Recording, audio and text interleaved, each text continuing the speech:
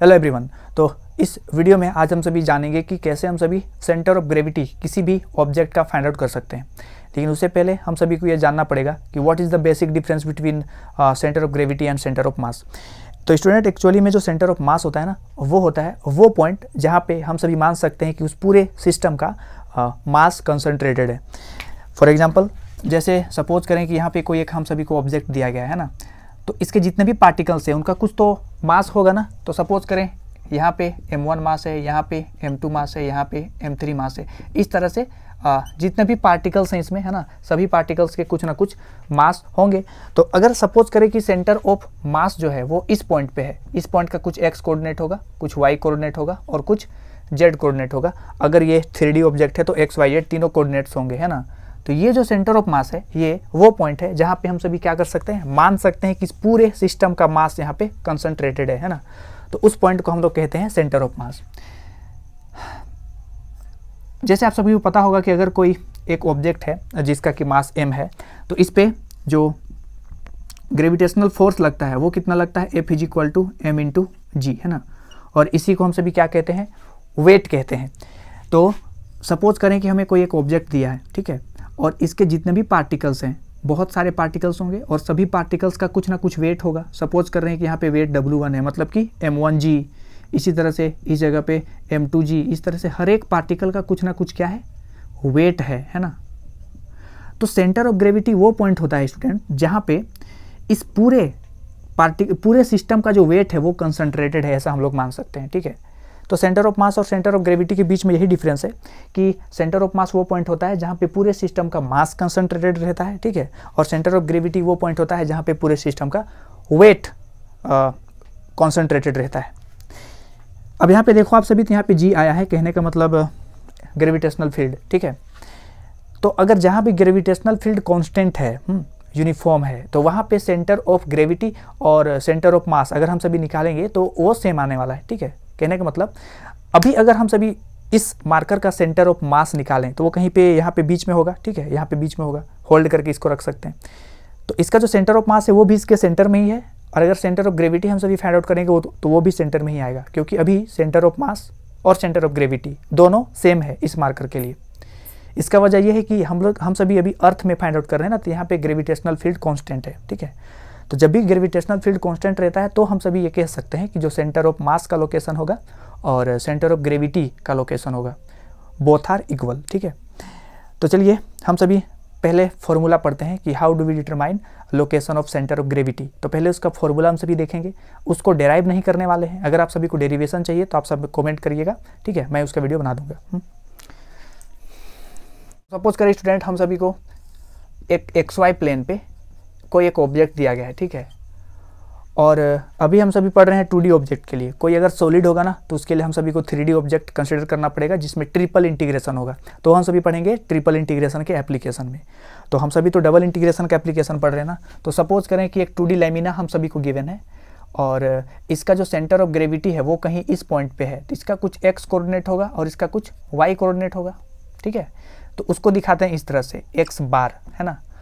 तो इसका जो x कोऑर्डिनेट होता है वो होता है double integration ρx dx dy divided bye double integration ρdx dy, ठीक है।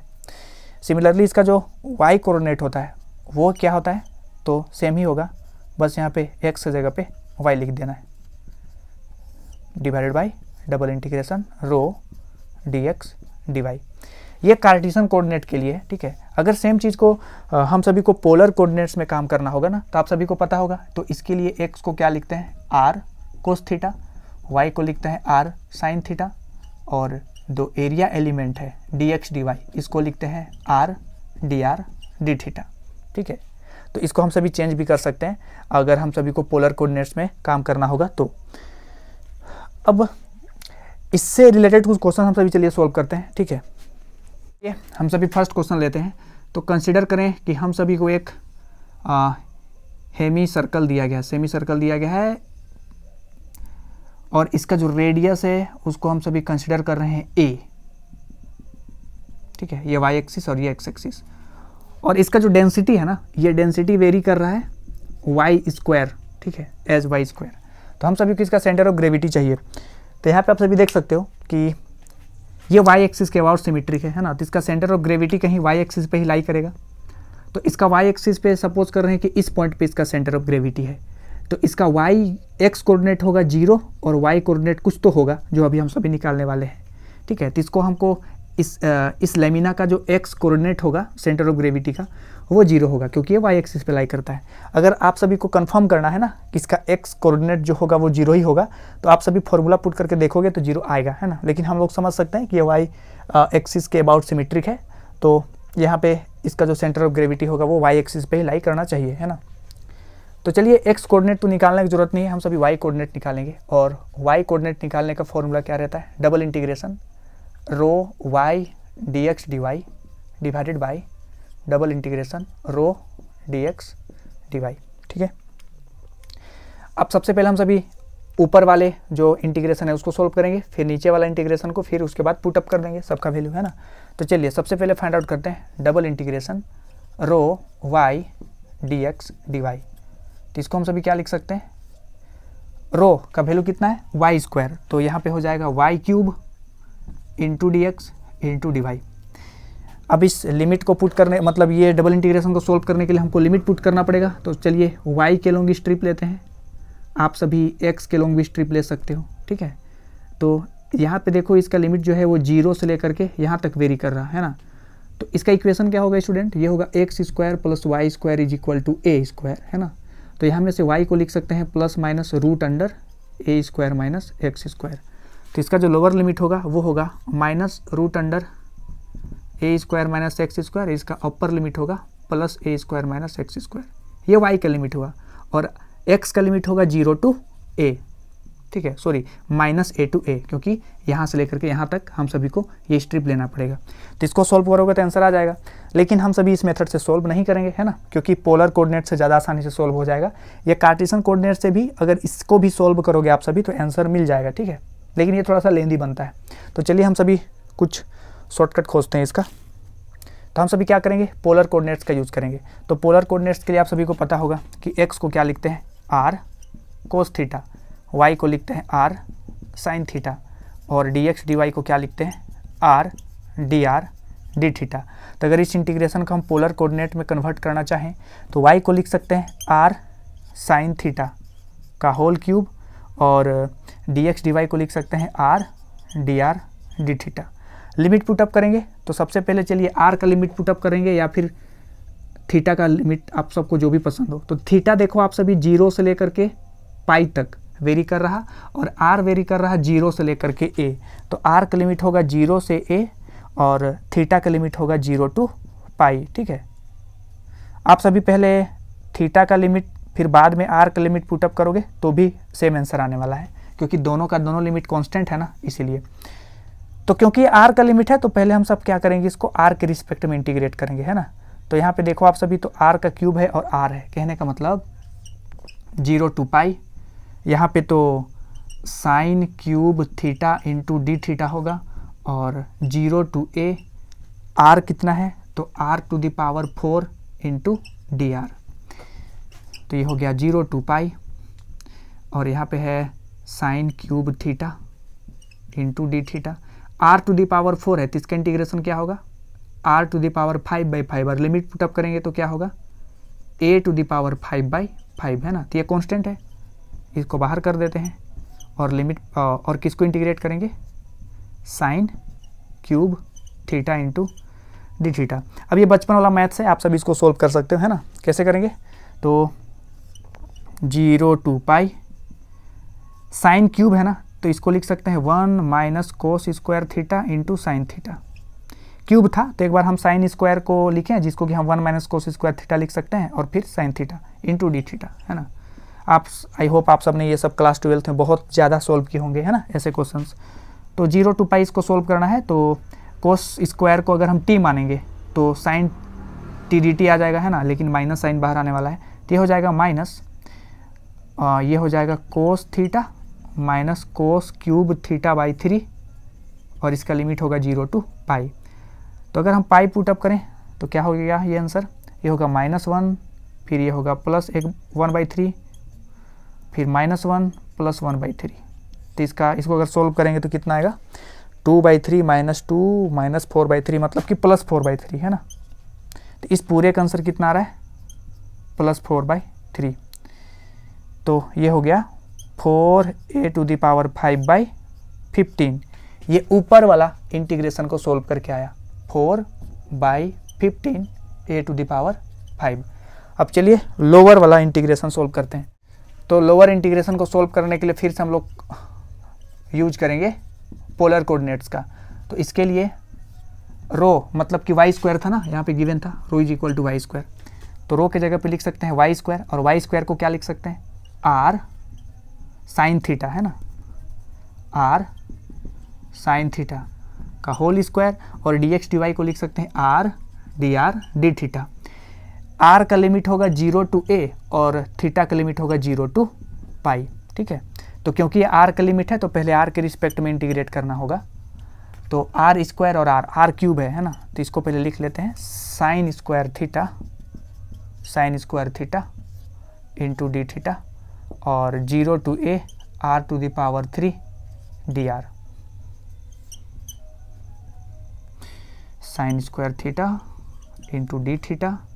और देखें आप सभी r⁵ है, तो इंटीग्रेट करेंगे तो r⁴/4 होगा, और लिमिट पुटअप करेंगे तो a⁴/4 होगा है ना। तो ये कांस्टेंट है, इसको बाहर निकालेंगे, और 0 to pi sine square theta. तो साइन स्क्वायर थीटा को आप सभी क्या लिख सकते हो, 1 माइनस कोस 2 थीटा बाई 2 है ना। तो 2 को बाहर कर देते हैं। अब अगर इसको इंटीग्रेट करोगे तो ये क्या आने वाला है, ये होगा a²/8, और थीटा का 1 का इंटीग्रेशन हो जाएगा थीटा, और कोस 2 थीटा का साइन थीटा। तो वो तो वैसे भी 0 होने वाला है ना, तो 1 के लिए सिर्फ लिखेंगे तो ये हो जाएगा पाई। ठीक है, तो पाई a⁴/8। तो नीचे वाला इंटीग्रेशन हम सभी का क्या मिला, ये मिला a⁴ पाई/8। ठीक है, तो इसको अगर आगे फर्दर सोल्व करें तो ये होगा 4/15 a⁵ इंटू a⁴ पाई, और ये 8 को ऊपर कर देंगे तो ये मिल रहा है 32 a⁴1, और ये होगा 15 इंटू पाई। तो ये आया इसका y कोऑर्डिनेट। मतलब इसका जो सेंटर ऑफ ग्रेविटी होगा वो होगा 0, y⁻, जो कितना आया है 32a/15 पाई है ना। तो ये इसका सेंटर ऑफ ग्रेविटी है। ठीक है, तो इस तरह से हम सभी कैलकुलेट करते हैं। चलिए एक और क्वेश्चन लेते हैं।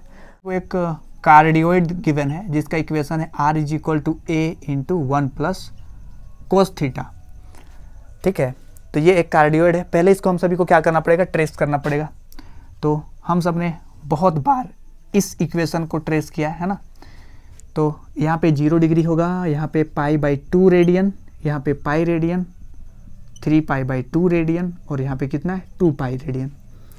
अगर यहाँ पे 0 डिग्री रखेंगे तो cos 0 1 होता है, तो ये सोल्व होकर कितना आएगा 2a। मतलब कि जब 0 डिग्री रखते हैं तो r का वैल्यू कितना होता है 2a। 90 रखेंगे तो cos 90 0 होता है, मतलब r का वैल्यू घट करके कितना हो गया a हो गया। ठीक है, तो जैसे जैसे एंगल बढ़ रहे हैं वैसे वैसे r का साइज छोटा होते जा रहा है। ठीक है, इस शेप में।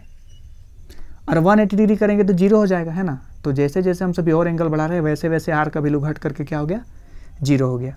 और क्योंकि ये कोस थीटा है तो ये एक्स एक्सिस के अबाउट सिमेट्रिक होता है, तो नीचे भी सेम टू सेम बनेगा। तो ये हार्ट शेप का एक फिगर बन रहा है, इसीलिए इसका नाम क्या है कार्डियोइड।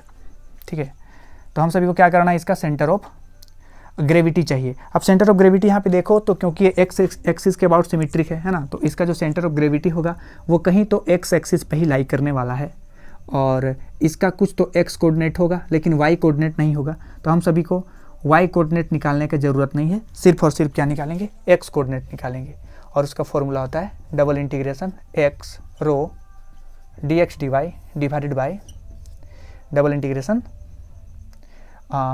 रो dx dy। अब ये जो रो है ना डेंसिटी वो नहीं दिया है तो हम लोग उसको कांस्टेंट मानेंगे, तो ये दोनों डिलीट हो गया। ठीक है, तो पहले ऊपर वाले इंटीग्रेशन को सोल्व करेंगे, फिर नीचे वाले को फिर यहाँ पुट कर देंगे। ठीक है, तो चलिए सबसे पहले सॉल्व करते हैं ∬x dx dy, और यहाँ पे पोलर कोऑर्डिनेट का ही यूज करेंगे हम सभी है ना। तो x को क्या लिख सकते हैं r cos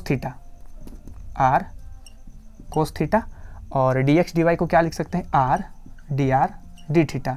अब यहाँ पे बात आया लिमिट का, तो पहले किसका लिमिट पुटअप करें, तो आप सभी देख सकते हो r का वैल्यू 0 से कहाँ तक वेरी कर रहा, a into 1 plus cos theta, ठीक है।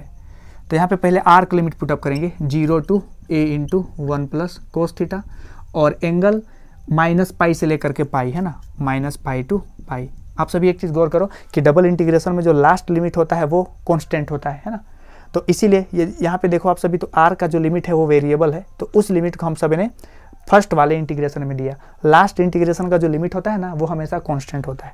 तो चलिए, क्योंकि ये r का लिमिट है तो हम इस पूरे को किसके रिस्पेक्ट में इंटीग्रेट करेंगे, r के रिस्पेक्ट में। तो ये होगा माइनस पाई टू पाई, और कोस थीटा तो एज इट इज होगा इंटू डी थीटा। हमको किसको इंटीग्रेट करना है, 0 to a into 1 plus cos theta.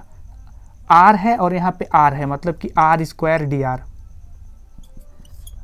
Minus pi to pi cos theta.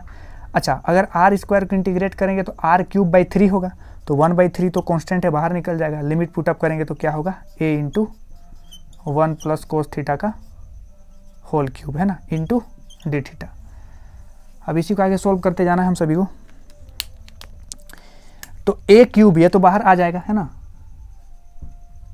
a cube by 3 integration होगा माइनस पाई टू पाई, और यहाँ पे बच गया है cos theta into 1 plus cos theta का whole cube into d theta, ठीक है। अब इसको आगे कैसे सोल्व करें,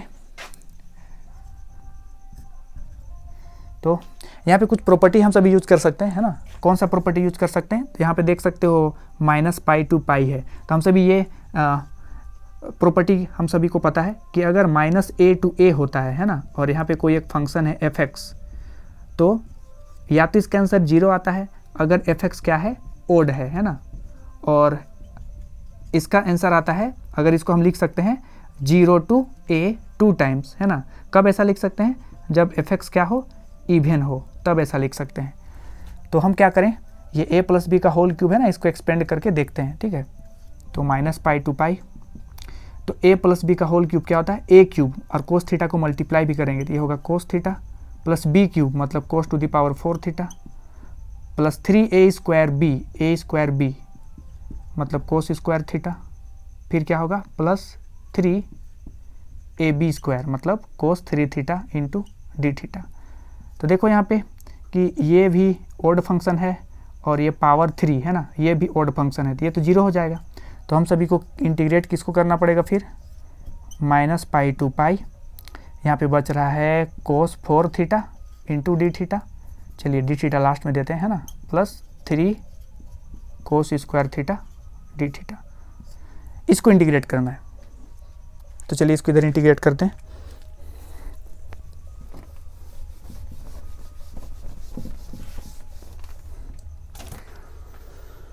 अब इसको भी इंटीग्रेट करना थोड़ा सा लेंदी हो सकता है, ठीक है, लेकिन इसमें हम सभी कुछ जुगाड़ कर सकते हैं।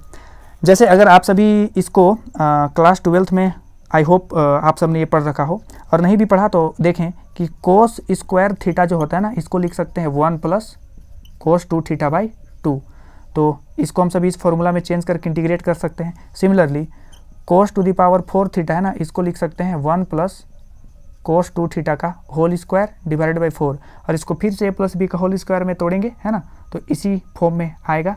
तो आगे हम इसको इंटीग्रेट कर सकते हैं, लेकिन ये ना बहुत लेंदी पड़ जाता है, ठीक है। तो इसके लिए हम लोग कुछ शॉर्टकट सा जुगाड़ करते हैं।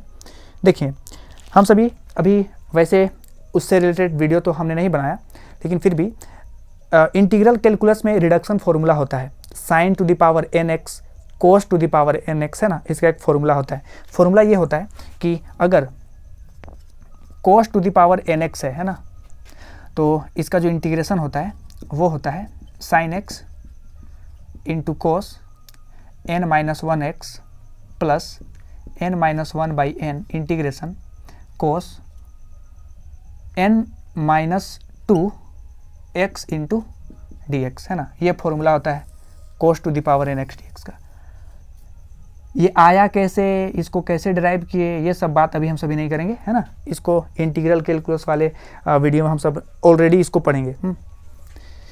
तो यहाँ से अगर हम सभी देखें तो इसको आगे हम सभी एक्सपेंड कर सकते हैं, लेकिन एक चीज़ और आप सभी इसमें गौर करो स्टूडेंट, कि यहाँ पे cos 4 ये भी इवन फंक्शन है और cos स्क्वायर थीटा ये भी इवन फंक्शन है, तो हम ये माइनस पाई टू पाई को क्या लिख सकते हैं, इसको लिख सकते हैं 2 इंटू ए क्यूब बाई 3 और ये हो जाएगा 0 to pi cos 4 theta plus 3 cos square theta into d theta. और फिर से इसको हम कर सकते हैं 2 ए क्यूब बाई 3, इसको फिर से लिखते हैं 2 इंटू 0 टू पाई बाई 2, है ना, क्योंकि इवन फंक्शन है तो हम इसको ऐसा लिख सकते हैं। ये हो जाएगा cos 4 theta plus 3 cos square theta D theta. चलिए अब सबसे पहले cos स्क्वायर थीटा इस फॉर्मूला से पता करते हैं। तो यहाँ पे है 0 टू 90, है ना, तो यहाँ भी हो जाएगा 0 टू 90 और यह तो इंटीग्रेट करके आया हुआ है, इसका लिमिट क्या होगा 0 टू 90, तो ये तो हमेशा 0 होने वाला है ना।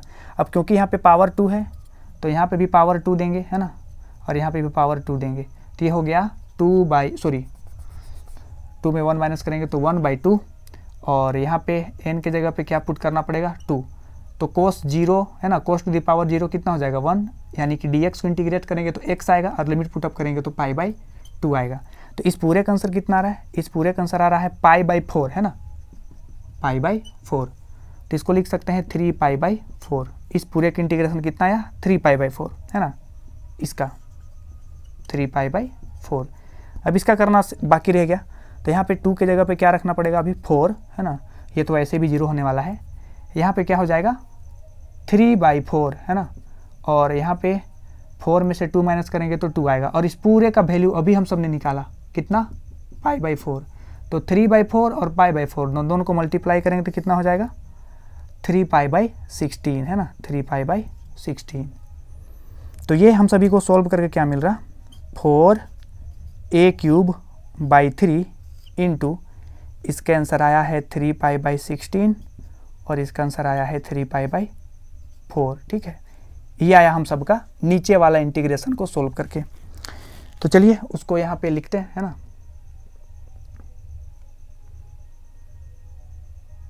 सॉरी ये ऊपर वाला इंटीग्रेशन को सोल्व करके आया है ना। तो इसका जो ऊपर वाला इंटीग्रेशन है वो आया है 4a क्यूब बाई 3, इसको आप सभी सोल्व कर सकते हो, लेकिन अभी हम एज इट इज लिख रहे हैं 3 पाई/16 प्लस 3 पाई/4। ठीक है, बाकी सबको मिटा देते हैं। नीचे वाले इंटीग्रेशन को सोल्व करते हैं। तो ये हम सभी को गिवन है डबल इंटीग्रेशन dx dy, है ना, तो dx dy को डायरेक्ट लिख सकते हैं r dr d theta, polar coordinates में काम करना है हम सभी को। r का लिमिट है 0 to a into 1 plus cos theta और थीटा का लिमिट है -पाई टू पाई। क्योंकि ये r का लिमिट है तो इसको r के रिस्पेक्ट में पहले इंटीग्रेट करना पड़ेगा, तो ये हो गया 0 टू पाई। r का इंटीग्रेशन होगा r²/2, तो 1/2 तो बाहर निकल जाएगा, है ना, और इसमें लिमिट पुटअप करेंगे तो होगा a² into 1 plus cos theta का whole square into d theta. तो a² को बाहर कर सकते हैं और सॉरी यहाँ पे -पाई है ना, -पाई टू पाई, और यहाँ पे आया 1 प्लस कोस थीटा का होल स्क्वायर, तो इसको a प्लस बी का होल स्क्वायर में एक्सपेंड करेंगे तो होगा a² plus b² plus 2ab, है ना। तो देख सकते हो कोस थीटा ऑड फंक्शन होता है तो ये तो 0 हो जाएगा। और 1 प्लस कोस स्क्वायर थीटा, तो इसको लिख सकते हैं a²/2 -pi to pi 1 plus cos square theta, है ना, इंटू डी थीटा। तो इसको हम सभी लिख सकते हैं, क्योंकि ये इवन फंक्शन है तो हम इसको लिख सकते हैं 2 टाइम्स ऑफ a²/2, इसको लिख सकते हैं 0 to pi 1 plus cos square theta into d theta. और एक चीज़ देखो आप सभी, अगर इसमें हम पाई पुटअप करेंगे तो भी ये फंक्शन यही रह जाएगा, तो हम सभी क्या लिख सकते हैं इसको, ये 2 से 2 कैंसिल हो गया, है ना, इसको फिर से लिख सकते हैं 2 इंटू 0 टू पाई/2, है ना, और ये हो जाएगा 1 plus cos square theta into d theta. तो ये मिल रहा है 2a², और देखिए आप सभी कि 1 को इंटीग्रेट करेंगे तो थीटा होगा, लिमिट पुटअप करेंगे तो कितना होगा पाई/2, है ना, और कोस स्क्वायर थीटा का अभी हम सब ने देखा था क्या होता है उसका इंटीग्रेशन पाई/4, है ना, 0 से 90 डिग्री के बीच में।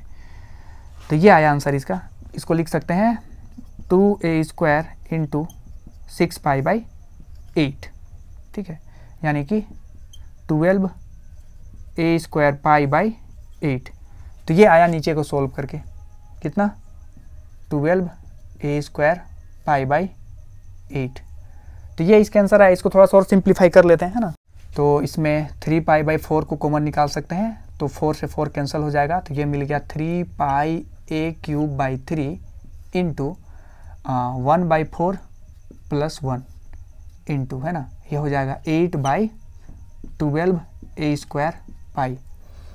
तो ये हो गया 5/4, तो 3 से 3 कैंसिल हो गया, तो 5πa³ इंटू 2/12πa²।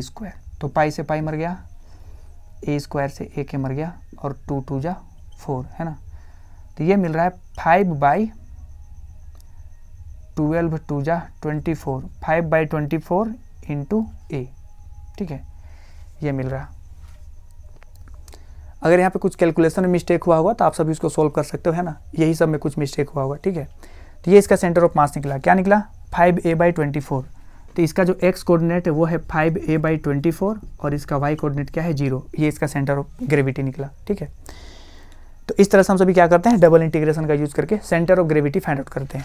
ये 2D ऑब्जेक्ट के लिए था। अगर कोई 3D सॉलिड है ना, तो उसके लिए हम सभी को ट्रिपल इंटीग्रेशन का यूज़ करना पड़ेगा। फॉर्मूला सेम रहता है, बस यहाँ पे dx dy dz, है ना, वॉल्यूम वाला एलिमेंट हम सभी को लेना होगा, ठीक है। तो उसको हम सभी अगले वीडियो में कवर अप करेंगे।